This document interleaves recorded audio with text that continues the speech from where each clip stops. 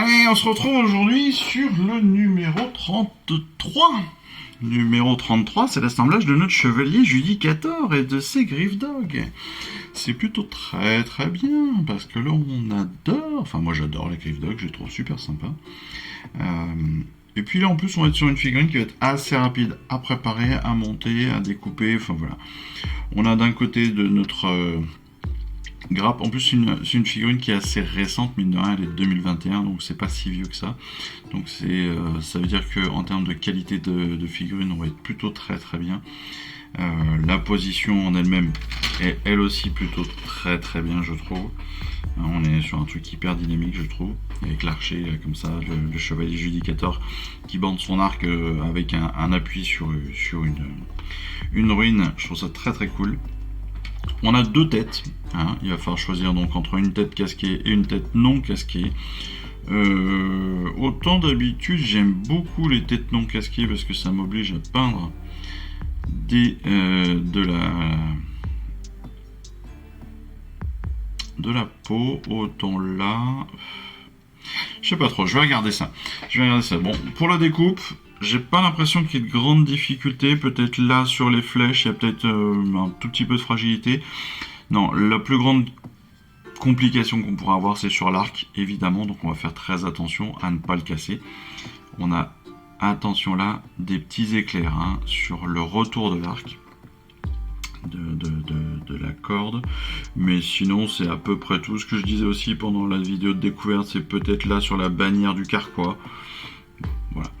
Je vais très certainement faire un tout petit sous-assemblage justement sur le carquois parce qu'il est en plusieurs parties, donc on va l'assembler là aujourd'hui pour voir à quoi il ressemble. Mais voilà.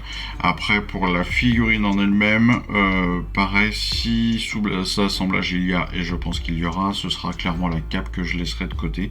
Le personnage sera positionné, pas de souci, et après je ferai ça en plusieurs parties. Voilà. Pour les socles, bon, rien de bien compliqué, à vous de voir si vous voulez les resocler. Moi je pense que je vais être assez cool pour une fois parce que en fait les Griffdog ont déjà une base, un petit peu les bases tactiques, vous savez les bases décorées. Le chevalier Judicator a aussi sa petite ruine là, donc je pense que ça va mériter un accompagnement, mais pas de resoclage purement et simplement. Allez, on part sur la découpe. Alors, pour être très simple, pour ceux qui, comme d'habitude, ont des difficultés pour retrouver leurs pièces ou quoi que ce soit.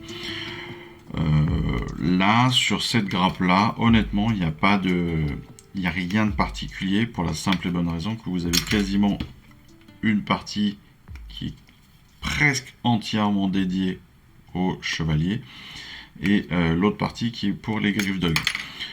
En l'occurrence, la seule partie qui n'est pas côté chevalier pour le chevalier, ce sont les deux têtes. Donc voilà, c'est quand même assez compliqué de se planter sur le fait est-ce que c'est du Griffdog ou est-ce que c'est du chevalier. Et puis il y a une partie du carquois. Voilà. Il y a quelques flèches du carquois. Donc pareil, vous pouvez pas vous tromper. Donc cette fois-ci, il n'y aura pas d'explication avec la position exacte des éléments. De la même façon, il y a quand même assez peu d'éléments.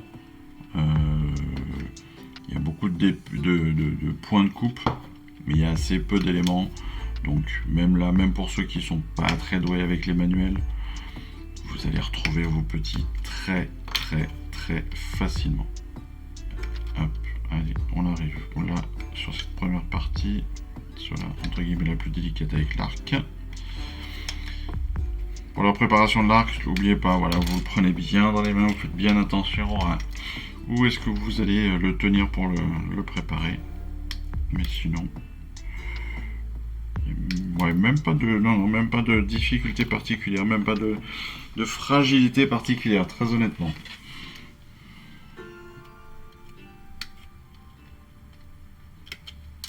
Donc ça devrait aller pour tout le monde et pour tous les âges. Je vais juste quand même, voilà, mettre de côté le chevalier et ses têtes. Et puis là, je vais préparer très facilement, très rapidement les Griffdog. Les Griffdog, Pareil, donc il n'y a pas de... Le côté le plus fragile des Griff Dog, c'est évidemment les queues.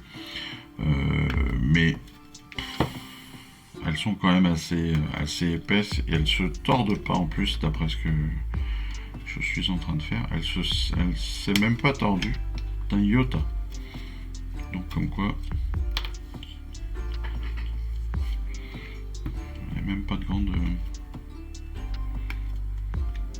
danger sur cette figurine. Comme je vous le disais depuis le départ, ça se confirme. Attention par contre pour la tête, on a quand même quelques petits détails, un éclair, un truc comme ça de ici, de là, qu'il faut pas ratiboiser, bien sûr. Non, mais en plus, c'est d'autant plus simple pour les Griff Dog que même sans regarder le montage, le schéma de montage, j'ai l'impression qu'il y a un Griff Dog par côté. Donc côté gauche vous allez avoir un premier Griff Dog, côté droit vous allez en avoir un deuxième. Donc pour dire que la difficulté est vraiment pas là aujourd'hui, hein, sur la découpe des pièces.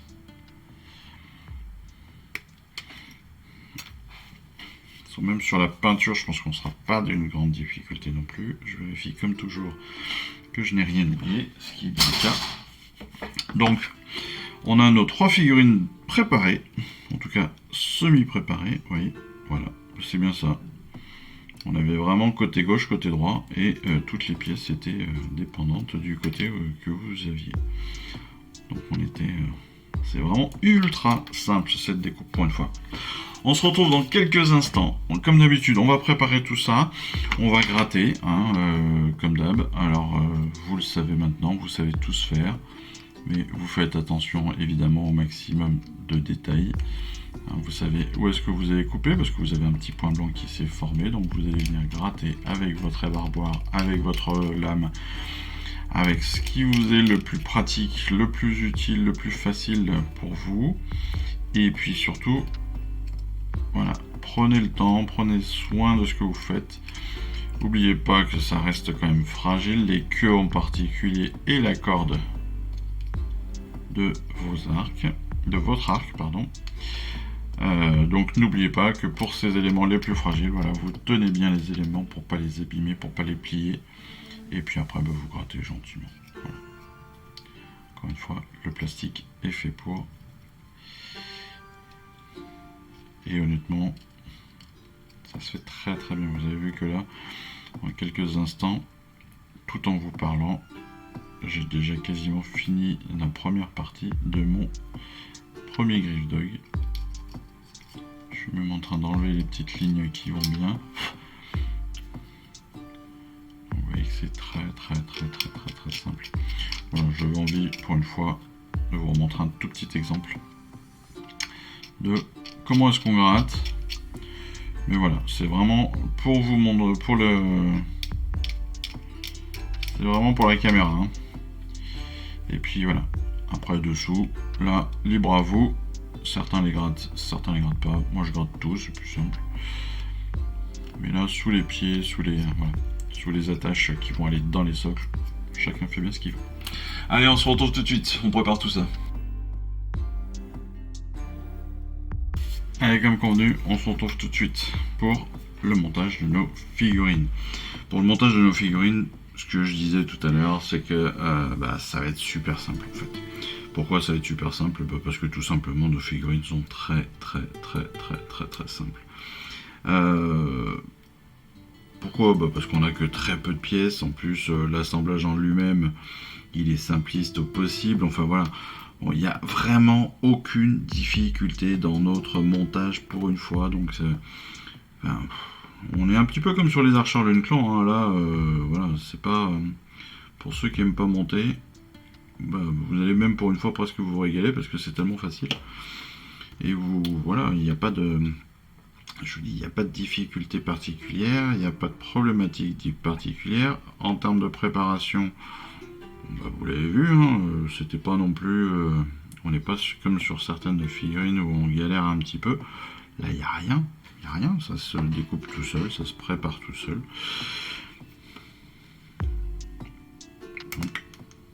on en profite et on se fait plaisir. Allez, on démarre tout de suite sur les griffes d'Hug.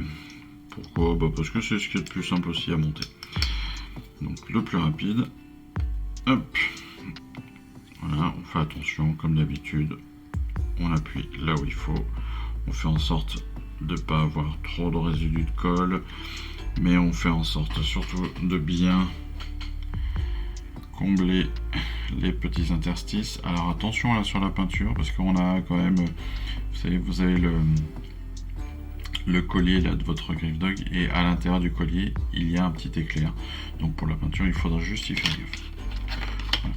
En termes de positionnement, bah là on va arriver. Voilà, on va mettre pareil, un trait de colle dessous. Et ça c'est vraiment pour le plaisir hein, parce qu'on ne pourrait ne pas le mettre du tout.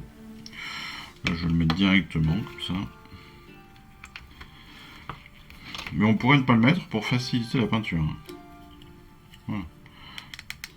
Mais là, comme le griffe d'Hug en lui-même, je disais, je vais pas le bouger de son socle. Voilà, il est déjà fixé. La peinture va se faire très aisément, honnêtement. Il n'y aura pas de grande difficulté. Donc voilà. On part sur le second. Le second, même acabit, même délire. On colle le bord. Et pour ceux qui n'ont pas envie de coller, bah, techniquement, vous n'êtes même pas obligé de coller. On est vraiment sur du easy to build parfait. C'est-à-dire que vous avez 3 picots qui vont venir s'emboîter les uns dans les autres. Et c'est à peu près tout. Donc si vous n'avez pas envie de faire de colle, et ben vous pouvez même. C'est pour dire. C'est pour dire la difficulté de la figurine du jour, de la semaine. Donc ça, ce sont les griffes d'Hug. Hein. Le chevalier est un tout petit peu plus. On est d'un niveau tellement plus compliqué sur le chevalier. Vous verrez, vous allez voir. Vous ne serez pas déçus. Alors, hop là.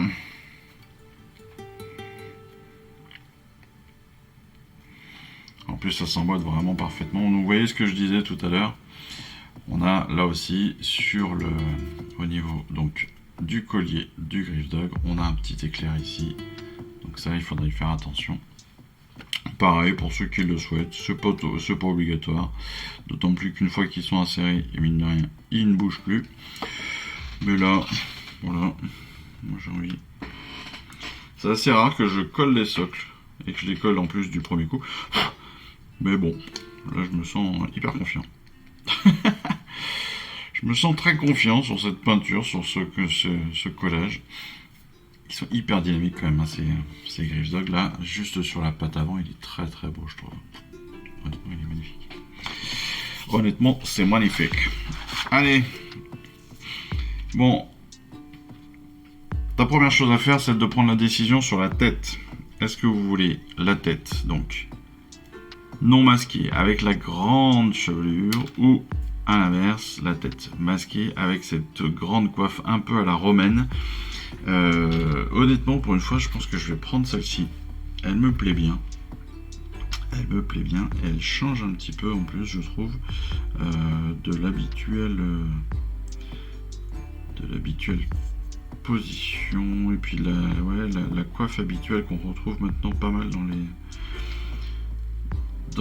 nos Stormcast. Je trouve que cette coiffe est plutôt sympa. Ouais, je vais mettre ça. Je vais mettre celle-ci. J'ai choisi.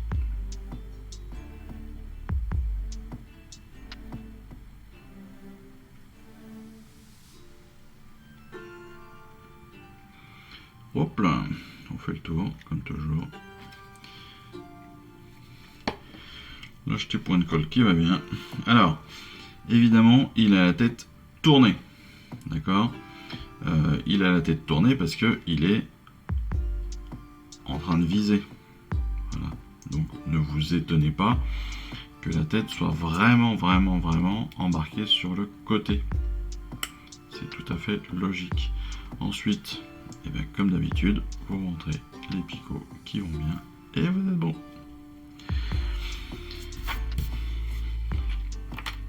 Le reste de la figurine se passe quasiment de commentaires. Parce que le pied en fait là va venir s'intégrer dans ce picot là. Les deux autres picots, c'est pour faire en sorte que le socle se fasse de lui-même. Enfin, je vous ai dit, hein, cette semaine, la figurine, elle est mais d'une simplicité à gérer, c'est hallucinant. On en a rarement eu une aussi facile à faire, hein, aussi facile à monter, à fabriquer, enfin voilà.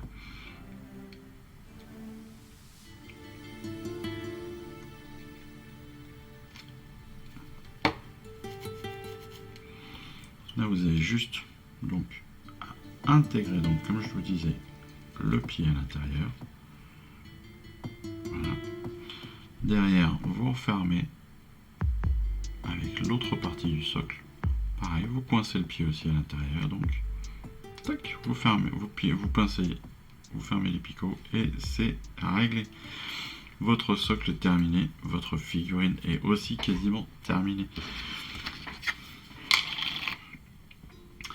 Et c'est là que, pour nous, pour moi, ou je ne sais pas si certains font comme moi et gèrent beaucoup de sous-assemblage. Encore une fois, le sous-assemblage est toujours un petit peu compliqué pour la continuité de la peinture. Donc moi je vous le conseille pas forcément, moi je préfère. Maintenant, voilà, ça convient pas à tout le monde encore une fois. Hein. Et je ne suis pas responsable de vos choix. Voilà, moi je vous dis juste comment est-ce que moi je le fais. Comment est-ce que je le fais. Et puis après, bah, à vous de décider si ça vous convient ou pas. Personnellement, je préfère. C'est vrai qu'aujourd'hui j'ai tout collé, c'est bizarre. Je colle pas tout, mais là ouais, je me suis un peu emballé. Je suis un petit peu emballé sur la colle. Alors, vous voyez que l'arc, très très bel arc, très très grand, mais donc vient se positionner aussi, d'accord. Et là, attention lorsque vous allez le placer justement. Donc moi je vais pas le placer parce que encore une fois, je vais donc m'en servir en sous-assemblage. Mais attention, parce que le picot là, c'est le meilleur moyen pour casser l'arc, pour casser les cordes, pour casser la corde. Donc, mon petit conseil, si je peux avoir un conseil, c'est on place le coude d'abord et on ne tient que le coude. Après, on vient placer le poignet en appuyant que sur le poignet. Voilà. Mais attention, vraiment, vraiment, vraiment attention à comment est-ce que vous allez le placer et comment est-ce que vous allez appuyer. Parce que sinon, vous risquez de le casser. Vous avez 3 points d'insertion. Le coude gauche, la main droite, et puis au niveau du pied, vous avez un petit picot qui va venir rentrer dans le socle. Dans la partie marbre ruine. Donc ça, attention de ne pas casser le modèle. Pareil, vous allez bien sûr pouvoir y mettre tout de suite la cape. La cape, pareil, qui s'intègre avec des picots. Donc ça, on a l'habitude, pas de souci. Pareil, attention à comment est-ce que vous l'insérez. C'est pour ne pas la plier, bien sûr. Mais bon, vous avez 3 picots, c'est pas compliqué, vous avez l'habitude maintenant. Et puis le dernier point, c'est le carquois. Le carquois, vous pouvez tout monter d'un coup. Alors là-dessus, il n'y a aucun problème. Moi, je vous ai dit, je vais le garder quand même. Je vais le garder pour le monter en plusieurs fois. Parce que je trouve que ça peut être pas mal. Ça peut être pas mal encore que pour se simplifier la peinture. Mais bon, ouais, ça mérite même pas. Si comme on a 3 lignes de flèches, en fait, je vais quand même le garder légèrement séparé pour me faciliter la peinture des flèches intérieures. Attention d'ailleurs, au moment de la préparation de votre figurine, peut-être que vous avez eu la mésaventure, comme moi, de casser une des flèches. Alors dans la préparation, je me suis retrouvé à plier une des flèches, et une des flèches a pété. Et donc, bah voilà. Voilà, ici, en plein milieu, elle a cassé quand je préparais ma flèche. Parce que je le tenais pas comme il faut. Donc soit ça se voit pas du tout là, en l'occurrence. Donc je vais même pas recoller, je vais même pas mettre de point de colle. Par contre, ça veut dire qu'il va falloir faire attention au moment de la peinture. Mais normalement, ça devrait bien se passer. Voilà, donc le carquois, je vais le garder aussi de côté en 3 petites parties pour pouvoir les peindre individuellement, peindre mes flèches individuellement. Je garde en sous-assemblage mon arc et mes bras, mes bouts de bras, et puis ma cape pour me simplifier tout simplement le travail dessus, sachant que on a quand même un retour là sur l'épaule gauche, hein, ce qui part là sur l'épaule gauche, et puis un tout petit bout là sur l'épaule droite aussi, juste en dessous des épaulières. Voilà. Épaulières que l'on retrouve ici pour l'épaule droite sur la cape. Sur l'épaule gauche, il n'y en a pas véritablement parce que notre cape passe dessus. Attention aussi avec la cape, lorsque vous allez l'insérer, surtout si vous avez pris la coiffe style à la romaine, comme je vous le disais, attention parce que ça va être un très bon moyen pour se mettre en difficulté parce qu'il faut la faire passer par dessous. Voilà, donc il va falloir faire attention à comment est-ce que vous l'intégrez pour ne pas tout péter. Donc ça aussi, c'est un élément à prendre en compte lors du montage final. Voilà.